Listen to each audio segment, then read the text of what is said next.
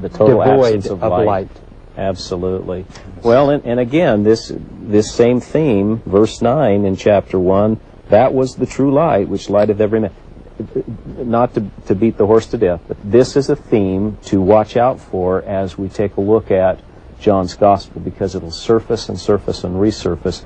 John is obsessed with this. And obsessed maybe isn't the right word. He wants us to understand. Well, there's that whole idea of dichotomy, where the opposites, and he shows it in blind and seeing. I mean, Exactly.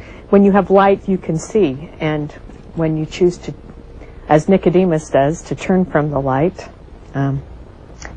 he does not see. And I think that is brought up, as you mentioned there, Camille, in verse 5, the light shineth in darkness, and the darkness comprehendeth it not. I'm wondering if the Savior is the light. He's the one who shines here in mortality, because he's leading into his mortal birth here, and the world does not comprehend him, or the message in general. So in other words, this isn't just the Jewish people. No. There's a much broader principle that John is teaching.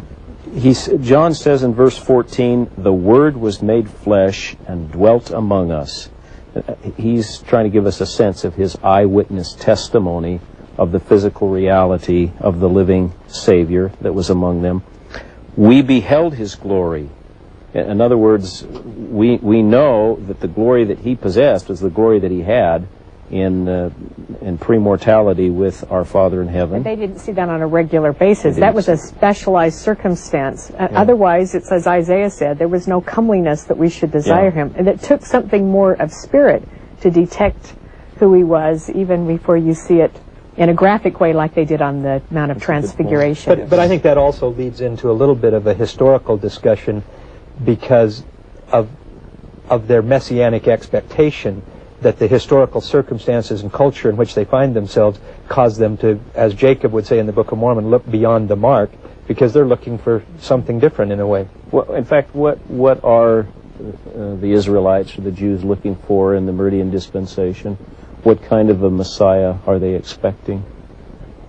One who is coming to save them, specifically the house of Israel, were the only ones that his atonement, his goodness would cover, and it would come swiftly. So it's narrowed in terms of the number of people that he is going to save, but there's also, I think, another physical dimension to the kind of expectation that they have, aren't there? I think we need to back up in history a little bit at this point and start with the Babylonian captivity, which ends around 539 BC. A good 500 years before Christ is born, and the decree of Cyrus that the Jewish people can go home. Some of them went home and founded... Operative word, some. Some went home and founded the later state, of the Jewish state there. But they were still under Persian domination for a little more than 200 years. And then along came Alexander the Great, who captured Jerusalem, or at least incorporated the land of Judah into his empire around 332 BC.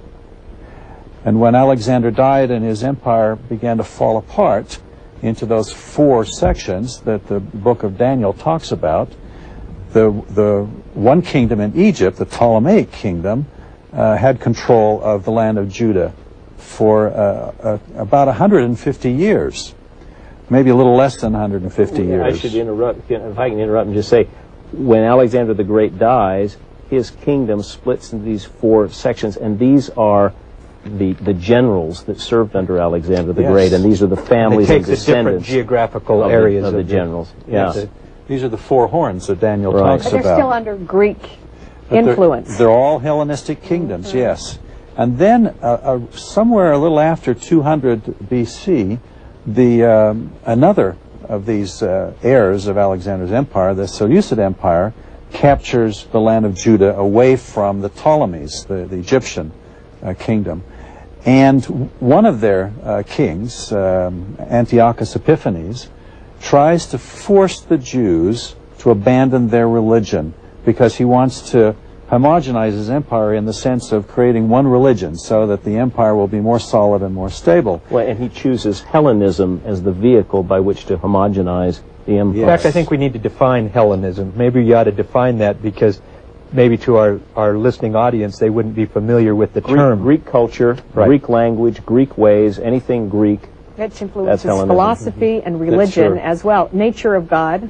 Well, it's a marriage between the ancient civilized world of the Near East and the ideas and philosophies of the Greeks, which Alexander imported to all of those lands. And you get the two mixing together and forming this quite unique civilization that we call Hellenism, imbued with all kinds of Greek ideas, but there's a substratum there of the ancient world that's with it too. And the Greeks recognize the importance of that ancient world in there. Now, if we go back to Antiochus Epiphanes, he outlawed the practice of Judaism. And anyone who was caught practicing Judaism would be killed. And he set up an image of himself as Zeus in the temple in Jerusalem. And he required other sacrilegious things of the Jews, such as offering pigs. And at one point, one family had enough, the Maccabean family, the Hasmonean family, and they rebelled against the Syrians in by this time they're called Syrians, the Seleucid Empire, and started a guerrilla warfare in 167 BC. And they were successful in throwing off the yoke of these Syrians, who had, and this is the first time since since the Assyrians came in and dominated Judah, that Judah had been free of foreign domination. This is around Simon Maccabeus declares himself the high priest and king in Jerusalem in 143 BC. We probably should say that the Maccabean revolt against these Seleucid Greek kings is first begun by the father, Mattathias. Yes. He has 5 sons, and then the 5 sons in turn take over the rule of the Hasmonean or the Maccabean family, and it's under Simon and then his son Jonathan that we get the office of high priest and king coming together to establish an independent Jewish state.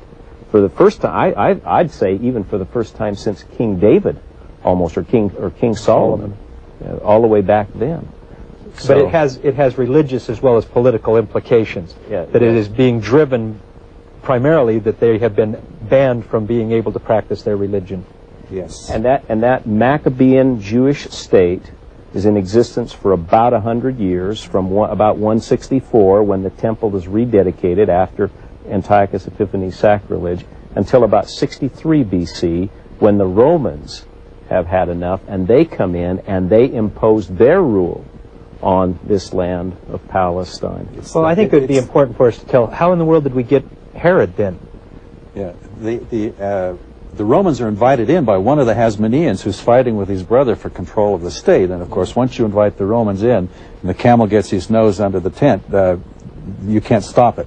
And the Romans come in and impose order. This is Pompey, the famous Pompey, comes in and essentially makes Judea a client state of the Roman Empire.